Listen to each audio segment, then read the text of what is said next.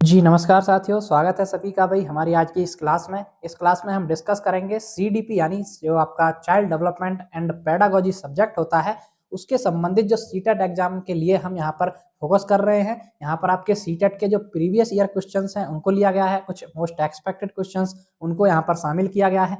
तो हमारी डेली ये क्लास होती है, तो आप सभी डेली इस क्लास को जरूर देखिए, तो आपको बहुत ही हेल्प मिलेगी सीटेट एग्जाम में। तो चलिए आज की क्लास को शुरू करते हैं। आज का आपका क्वेश्चन नंबर फर्स्ट, आकलन के संदर्भ में राष्ट्रीय शिक्षा नीति 2020 निम्न में से क्या प्रस्तावित करती है। भाई जो आकलन होता है, आकलन करते हैं बच्चे का, उसके संदर्भ में पूछा है आपसे। जो एनईपी 2020 है आपकी, वो क्या प्रस्तावित करती है। ऑप्शन ए योगात्मक आकलन, बी परीक्षा के लिए अधिगम, सी 360 डिग्री बहुआयामी प्रगति उन्नति पत्र, या डी पेपर पेंसिल और आधारित वस्तुनिष्ठ प्रश्न परीक्षण।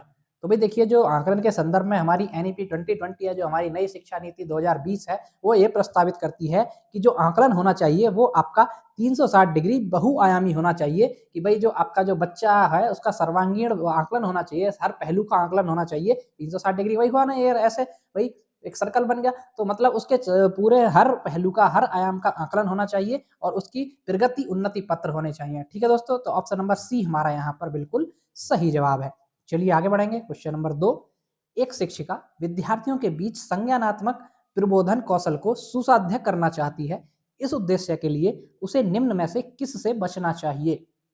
भाई कोई टीचर है, उसको जो बच्चों में संज्ञानात्मक प्रबोधन कौशल जो है उसको सुसाध्य करना है, तो उसके लिए इसमें से किससे बचना है, ये पूछा है आपसे। ऑप्शन ए त्रुटियों को बिना चर्चा के खारिज करना, बी जो समझ में नहीं आता उसे पहचानना, सी उत्तरों का सहज अनुमान लगाना, या डी आत्म प्रश्नोत्तरी और आत्म परीक्षण। तो देखिए भाई यहाँ पर आत्म प्रश्नोत्तरी और आत्म परीक्षण ये तो करना चाहिए, उत्तरों का सहज अनुमान लगाना ये भी करना चाहिए, जो समझ में नहीं आता है उसको पहचाने, बिल्कुल सही बात है, ये इससे संज्ञानात्मक प्रबोधन कौशल विकसित होगा बच्चों का। लेकिन जो ऑप्शन ए है आपका, क्या है भाई कि त्रुटियों को बिना चर्चा के खारिज करना। कि भाई बच्चे गलतियां कर रहे हैं, उनको बिना किसी चर्चा के एक साइड कर दिया, खारिज कर दिया कि हाँ हो गए ठीक है साइड कर दो, है ना। ऐसा नहीं करना है, इसी से आपको बचना है, इसी से टीचर को बचना चाहिए। भाई त्रुटियां जो बच्चे करते हैं वो त्रुटियां बच्चे इसीलिए करते हैं कि बच्चे सीख रहे हैं। त्रुटियां होना मतलब बच्चा सीख रहा है, अधिगम हो रहा है, तभी त्रुटि हुई है ना। तो ऑप्शन नंबर ए हमारा यहाँ पर बिल्कुल सही जवाब है। चलिए भाई आगे बढ़ेंगे। क्वेश्चन नंबर 3, कक्षा का एक शरारती बालक अन्य छात्रों को परेशान करता है। एक अध्यापक को उसकी समस्या का कारण जानने हेतु किस विधि का प्रयोग करना चाहिए। भाई आपने सभी ने देखा होगा कि कक्षा में ऐसे शरारती बच्चे रहते ही हैं। भाई एक आपकी कक्षा में भी आ गया भाई एक शरारती बच्चा ऐसा ही, वो आपने देखा कि वो भाई अन्य छात्रों को परेशान कर रहा है। तो उस समय आप उसकी समस्या का कारण जानने के लिए किस विधि का प्रयोग करेंगे, ये पूछा आपसे। ऑप्शन ए सर्वेक्षण विधि, बी वैयक्तिक अध्ययन विधि, सी प्रायोगिक विधि, या डी पर्यवेक्षण विधि। तो देखिए भाई आप उसका क्या करेंगे भाई, वैयक्तिक अध्ययन विधि। क्या मतलब करेंगे आप, वैयक्तिक अध्ययन विधि यानी इंडिविजुअल डिफरेंसेस जो होता है, व्यक्तिक विभिन्नता। तो भाई एक तरह से दूसरों से भिन्न है, उसकी व्यक्तिक विभिन्नता क्या है, व्यक्तिक नीड क्या है, ये आप जानने की कोशिश करेंगे तो उसकी समस्या का समाधान हो सके। ठीक है दोस्तों, तो ऑप्शन नंबर बी हमारा यहाँ पर बिल्कुल सही जवाब है। चलिए नेक्स्ट क्वेश्चन, क्वेश्चन नंबर 4, निम्न में से कौन सा द्वितीयक समाजीकरण एजेंसी का उदाहरण है। भाई जो आपकी सेकेंडरी जो सोशलाइजेशन एजेंसियां होती हैं उसका यहाँ पर कौन सा उदाहरण होगा। ऑप्शन ए परिवार व पास पड़ोस, बी परिवार एवं मीडिया, सी परिविद्यालय एवं मीडिया, या डी मीडिया एवं पास पड़ोस। तो देखिए भाई जो परिवार की द्वितीयक मतलब बच्चे की जो द्वितीयक समाजीकरण एजेंसियां होती हैं वो होती है आपकी परिवार एवं पड़ोस। क्या होती है भाई, परिवार एवं पड़ोस। ठीक है दोस्तों, तो ऑप्शन नंबर ए हमारा यहाँ पर, नहीं फ्रेंड्स ये आपका गलत हो जाएगा। परिवार पड़ोस द्वितीयक नहीं होती, परिवार पड़ोस तो प्राथमिक होती है भाई, परिवार पड़ोस तो प्राथमिक हो जाएगी, है ना। तो आपके जो द्वितीयक में आएंगे मीडिया एवं पास पड़ोस आएगा। ठीक है फ्रेंड्स, मीडिया एवं पास पड़ोस आ जाएगा। ऑप्शन नंबर डी हमारा यहाँ पर बिल्कुल सही है। चलिए आगे बढ़ेंगे। क्वेश्चन नंबर 5, जीन प्याजे ने प्रतिपादित किया कि बच्चों के सोचने की प्रक्रिया वयस्कों से डैश डैश है। ठीक है फ्रेंड्स, चलिए ऑप्शन ए से भिन्न नहीं, बी से गुणात्मक रूप से भिन्न है, सी से मात्रात्मक रूप से भिन्न, या डी से काफी मिलती जुलती है।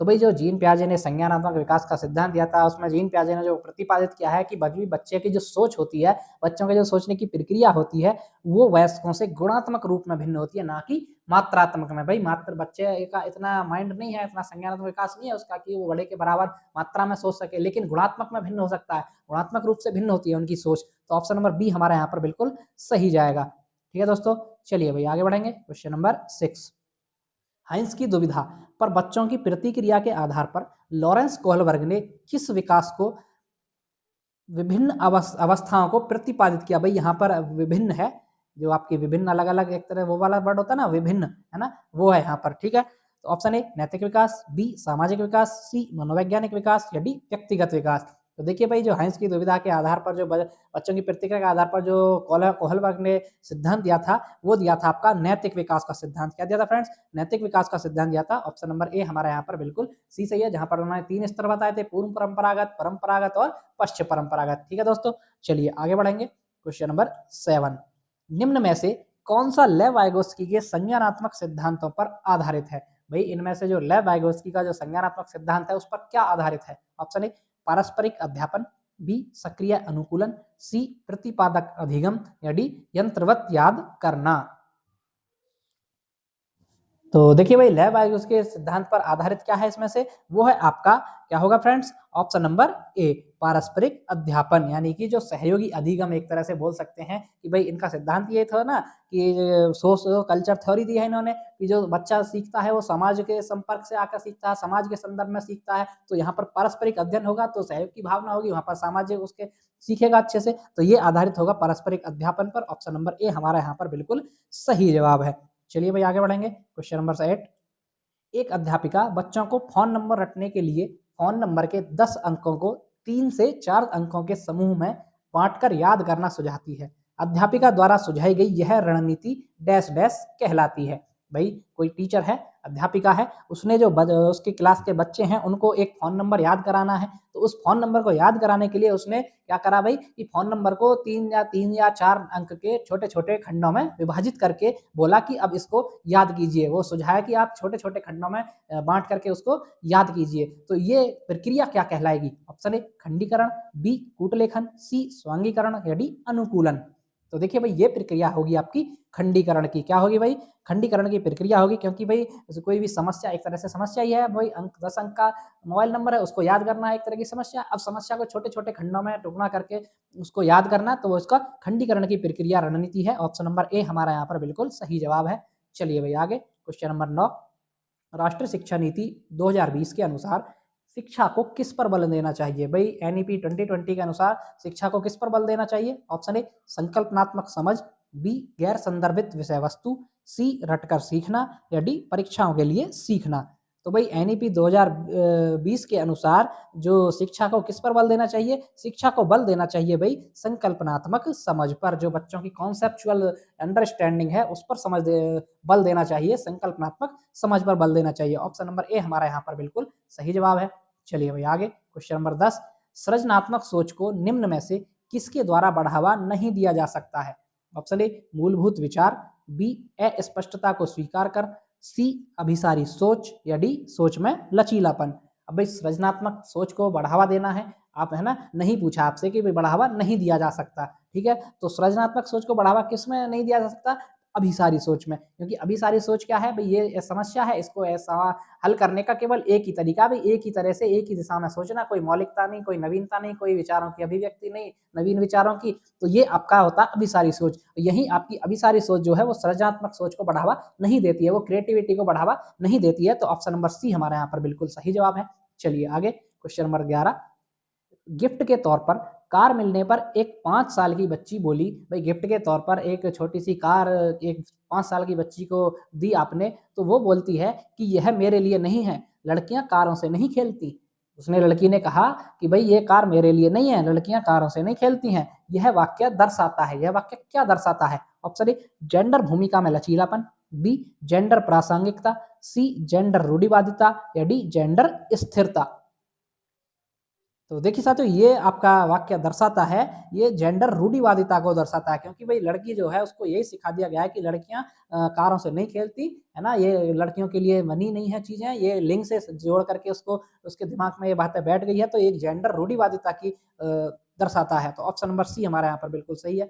चलिए भाई आगे बढ़ेंगे। क्वेश्चन नंबर 12, जब बच्चे स्कूल में प्रवेश करते हैं, ऑप्शन है ए, उन्हें अपनी मातृभाषा में बोलने की अनुमति दी जानी चाहिए क्योंकि अभिव्यक्ति महत्वपूर्ण है। बी, स्कूल की भाषा में न बोलने पर उन पर जुर्माना लगाना चाहिए। सी, उन्होंने स्पष्ट रूप से बताया जाना चाहिए कि स्कूल एक अलग भाषा है और उन्हें अपनी मातृभाषा में बिल्कुल भी नहीं बोलना है, कि भाई स्कूल में केवल स्कूल की भाषा ही बोलना है, आपको मातृभाषा नहीं बोलनी है। या ऑप्शन नंबर डी, उसके माता पिता को घर पर भी स्कूल की भाषा प्रयोग करने के लिए कहा जाना चाहिए, कि भाई जो आप माता पिता के बोलें, माता पिता से कि जो आप घर पर भी स्कूल की भाषा का ही उपयोग करें। आपको क्या करना है, तो भाई जब बच्चे स्कूल में प्रवेश करते हैं तो उन्हें क्या करना है, आपको उन्हें अपनी मातृभाषा में बोलने की अनुमति देनी है, कि भाई मातृभाषा में बोलें, क्योंकि उनकी अभिव्यक्ति महत्वपूर्ण है। बच्चे अभिव्यक्ति करेंगे अभी, तभी तो उनमें मतलब लर्निंग होगी, अधिगम होगा, है ना, तो उन्हें अपनी मातृभाषा में बोलने की बिल्कुल अनुमति होनी चाहिए। ऑप्शन नंबर ए हमारा यहाँ पर बिल्कुल करेक्ट जवाब है। चलिए भैया आगे बढ़ेंगे। क्वेश्चन नंबर 13, निम्नलिखित में से कौन सा मूल्यांकन से संबंधित नहीं है। अब मूल्यांकन से संबंधित क्या नहीं है इनमें से, ऑप्शन है आपके ए, शिक्षक की डायरी, बी, उद्देश्य, सी, ज्ञानार्जन अनुभव, या डी, मूल्यांकन कार्ड। तो देखिए भाई, जो मूल्यांकन से संबंधित नहीं है आपका शिक्षक की डायरी, भाई शिक्षक की डायरी है, उससे मूल्यांकन से क्या लेना देना। शिक्षक की डायरी तो एक तरह से वो रूटीन होता है डेली, वो उसने आज क्या पढ़ाया, किसको क्या पढ़ाना है, वो सब होता है उसमें। जबकि मूल्यांकन का क्या होता है, उद्देश्य होता है, ज्ञानार्जन अनुभव होता है, मूल्यांकन कार्ड होते हैं संबंधित, इससे होते हैं, लेकिन शिक्षक की डायरी मूल्यांकन से संबंधित नहीं होती है, इसीलिए हमारा जवाब ऑप्शन नंबर ए के साथ जाएगा। चलिए नेक्स्ट बढ़ेंगे। क्वेश्चन नंबर 14, अब देखिए भाई, ये कथन के जो क्वेश्चन होते हैं ये थोड़े टिपिकल भी होते हैं और इनमें ज़्यादा भी टिपिकल नहीं होते, बस सोचने की एक आपको वो होनी चाहिए, आप एक ही उसमें ऐसा नहीं है, भटके नहीं इधर उधर, आप दिमाग लगा कर अच्छे से शांत मन से इनको पढ़ें तो एक बार में आप पता लगा सकते हैं। देखिए क्वेश्चन क्या कह रहा है, कथन ए है भैया आपके पास, समावेशी शिक्षा प्रभावशाली बच्चों को शामिल नहीं करती है। कथन ये क्या कह रहा है कि जो समावेशी शिक्षा है आपकी, इंक्लूसिव एजुकेशन है, वो प्रतिभाशाली बच्चों को शामिल ही नहीं करती है ना। अब कथन आर क्या कह रहा है आपसे, कि समावेशी शिक्षा सिर्फ अपूर्णता के दृष्टिकोण पर कार्य करती है ना। समावेशी शिक्षा क्या किस पर कार्य करती है, कि केवल और केवल अपूर्णता के दृष्टिकोण पर कार्य करती है, वो पूर्णता के पर नहीं करती। तो कथन आर ये कह रहा है आपसे, अब सही विकल्प चुनना है आपको। ऑप्शन आपके ए और आर दोनों सही हैं भाई, कथन ए और कथन आर दोनों सही हैं, और आर सही व्याख्या करता है कथन ए की। या बी, ए और आर दोनों सही हैं और आर सही व्याख्या नहीं करता है कथन ए की। ऑप्शन नंबर सी, ए सही है लेकिन आर गलत है। या डी, ए और आर दोनों गलत हैं, है ना। अब देखिए इन पर सोचिए, आप दिमाग लगाइए। तो देखिए कथन ए क्या है, सबसे पहले ऐसे उसमें आपको ये देखना है कि कथन को सबसे पहले ये जांचना है कि ये स्टेटमेंट सही है या गलत है ना। उसके बाद व्याख्या पर बाद में जाना है, पहले आपको ये छांटना है कि भाई स्टेटमेंट सही है या गलत है, व्याख्या बाद में देखनी है कि ये व्याख्या करता है नहीं करता है। तो हम पहले स्टेटमेंट पढ़ेंगे। कथन ए में क्या है, समावेशी शिक्षा प्रतिभाशाली विद्यार्थियों को शामिल नहीं करती है, ये स्टेटमेंट भाई गलत है ना। सबसे पहले हमने ये जाना स्टेटमेंट क्या है, ये गलत है। क्यों, क्योंकि समावेशी शिक्षा सभी बच्चों को शामिल करती है, वो सभी को, इस नाम ही समावेशी इसीलिए है, तो सभी को समावेश करके सभी को एक साथ बिठा करके समावेशन करना, शामिल करना उनका। तो ऐसा नहीं है कि प्रतिभाशाली बच्चों को शामिल नहीं करती है, तो ये हमारा कथन हो गया गलत। कथन आर क्या है, समावेशी शिक्षा सिर्फ, यहाँ पर सिर्फ वर्ड आ गया, सिर्फ अपूर्णता के दृष्टिकोण पर कार्य करती है, ये भी हमारा स्टेटमेंट गलत हो गया, कि भाई समावेशी शिक्षा सिर्फ अपूर्णता के दृष्टिकोण पर कार्य नहीं करती, समावेशी शिक्षा पूर्णता के दृष्टिकोण पर कार्य करती है, संपूर्ण विकास पर कार्य करती है, सब उसका समावेशन करती है सभी का, है ना। तो हमारे दोनों स्टेटमेंट हो गए यहाँ पर गलत, हमारा पहला स्टेप हुआ पूरा। अब ऑप्शन देख लीजिए, ऑप्शन में क्या है भाई, दोनों स्टेटमेंट गलत है, पहले तो यही हो गया आपका, व्याख्या तो बाद में करेगा, दोनों गलत ही है तो व्याख्या कहां से होगी, है ना।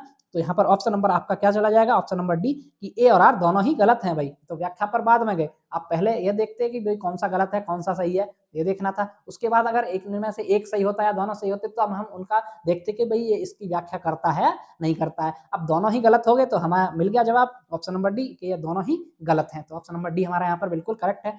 चलिए आगे बढ़ेंगे। क्वेश्चन नंबर 15, अधिगम अशक्तता वाले डैश डैश। ऑप्शन ए, बच्चों को एक समान दिखाई देने वाले अक्षरों और वर्णों में भ्रम होता है। बी, बच्चे दृश्य शब्दों को आसानी से पहचानते और समझते हैं। सी बच्चों का मानसिक विकास मंद होता है, या डी बच्चे निम्न बुद्धि लब्धि वाले होते हैं।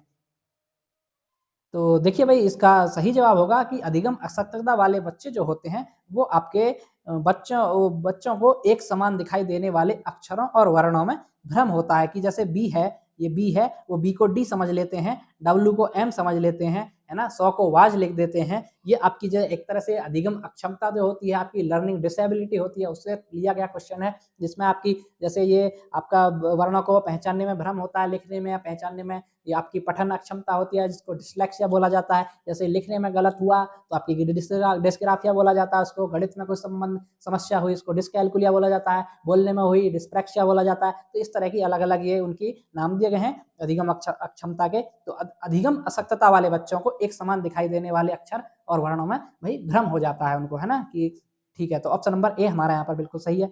चलिए आगे बढ़ेंगे। क्वेश्चन नंबर 16, गतिशील दिव्यांगता निम्न में से किस क्षेत्र में चुनौती पैदा करती है?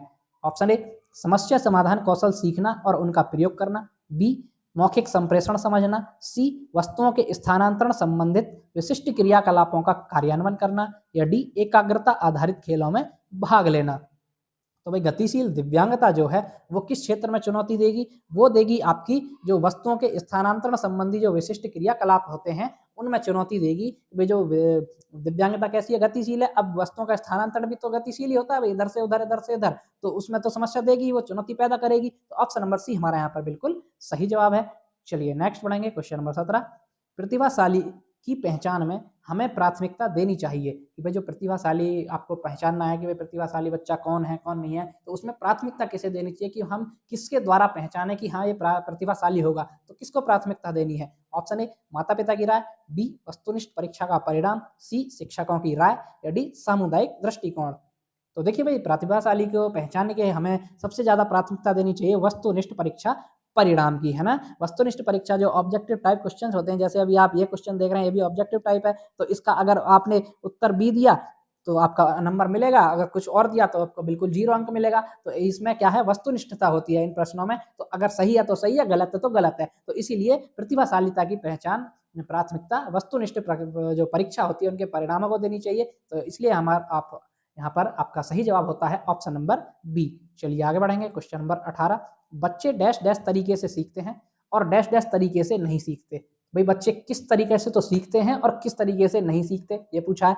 ऑप्शन ए वर्तुलाकार एक रेखीय, बी एक रेखीय वर्तुलाकार, सी यांत्रिकतावादी संरचनावादी, या डी निर्देशात्मक या संरचनावादी। तो देखिए भाई, अब बच्चे जो है किस प्रकार सीखते हैं? बच्चे सीखते हैं आपके वर्तुलाकार, है ना, यहाँ पर तो आएगा आपका वर्तुलाकार तरीके से सीखते हैं और एक रेखीय तरीके से नहीं सीखते हैं। कि बच्चे भाई वर्तुलाकार तरीका इस तरह से मतलब कैसे भी सीखते हैं। एक रेखीय क्या होता है भाई? एक रेखीय मतलब एक ही रेखा में सीखते जा रहे हैं, बच्चों का जो दिशा होती है वो एक रेखीय नहीं होती है। भाई एक ऐसा थोड़ी है कि वैसे एक ही दिशा में सीखते चले जाएंगे, बच्चे एक दिशा में नहीं सीखते हैं, बच्चे वर्तुलाकार सीखते हैं, ऐसे भी जा सकते हैं, है ना, ऐसे कहीं भी ऐसे सीखते हैं। तो ऑप्शन नंबर ए हमारा यहाँ पर बिल्कुल सही है। चलिए आगे बढ़ेंगे। क्वेश्चन नंबर 19, बच्चों को भ्रमण पर ले जाना चाहिए क्योंकि? भाई बच्चों को टूर पर भ्रमण पर ले जाते हैं तो उससे क्या होता है, क्यों ले जाना चाहिए? ऑप्शन ए भ्रमण के समय वे मनोरंजन करते हैं, बी इससे वे आनंदित होते हैं, सी भ्रमण के दौरान बच्चे शोर नहीं करते, या डी भ्रमण से बच्चे अधिक सीखते हैं। तो देखिए भाई भ्रमण पर इसीलिए ले जाना चाहिए क्योंकि जब वो भ्रमण पर जाते हैं बच्चे तो वहाँ अधिक सीख पाते हैं, उनकी लर्निंग अच्छी इफेक्टिव तरीके से होती है, क्योंकि वहाँ पर जो आपकी उनकी इंद्रियां हैं उनके अनुभव के आधार पर उनको मूर्त रूप में या उनको जो अनुभव होते हैं उनके आधार पर सीखने को मिलता है, तो वहाँ अच्छे से सीख पाते हैं, अधिक सीखते हैं बच्चे। तो इसीलिए ऑप्शन नंबर डी हमारा यहाँ पर बिल्कुल सही जवाब हो जाएगा। चलिए नेक्स्ट बढ़ेंगे। क्वेश्चन नंबर 20, निम्न में से कौन सी तकनीक विद्यार्थियों की अधिगम अभिप्रेरणा को बढ़ावा देती है? भाई इनमें से ऐसी कौन सी तकनीक होगी जो विद्यार्थियों की अधिगम जो अभिप्रेरणा है, मोटिवेशन है, उसको बढ़ावा देगी? ऑप्शन ए दंडात्मक कक्षा प्रबंधन स्थापित करना, बी किसी भी कीमत पर कार्य खत्म करने पर बल देना, सी विद्यार्थियों के बीच प्रतिस्पर्धा पर जोर देना, या डी विद्यार्थियों को उनके व्यक्तिगत अधिगम लक्ष्यों को पाने के लिए समर्थन देना। तो देखिए इसमें से अधिगम अभिप्रेरणा को जो बढ़ावा देगी तकनीक वो है आपकी ऑप्शन नंबर डी में, कि भाई विद्यार्थियों को उनके व्यक्तिगत अधिगम लक्ष्यों को पाने के लिए समर्थन देना, कि बच्चों विद्यार्थियों के जो व्यक्तिगत अधिगम लक्ष्य हैं उनको पाने में समर्थन दोगे आप, तो वो तकनीक होगी आपकी अधिगम अभिप्रेरणा को बढ़ावा देने की। वो तकनीक आपको अधिगम अभिप्रेरणा में बढ़ावा देगी आपकी। ठीक है, ऑप्शन नंबर बी हमारा यहाँ पर बिल्कुल, सॉरी डी आपका यहाँ पर बिल्कुल करेक्ट जवाब है। ठीक है दोस्तों, तो ये थी हमारी आज की क्लास। आपको क्लास कैसी लगी कमेंट करके जरूर बताइएगा। जो भी साथी हमारे चैनल पर पहली बार आए हैं कृपया चैनल को सब्सक्राइब कर लें, ताकि ऐसी ही इंफॉर्मेटिव वीडियोज और क्लासेस आपको डेली मिलती रहें। तो चलिए मिलते हैं नेक्स्ट वीडियो में, तब तक के लिए धन्यवाद।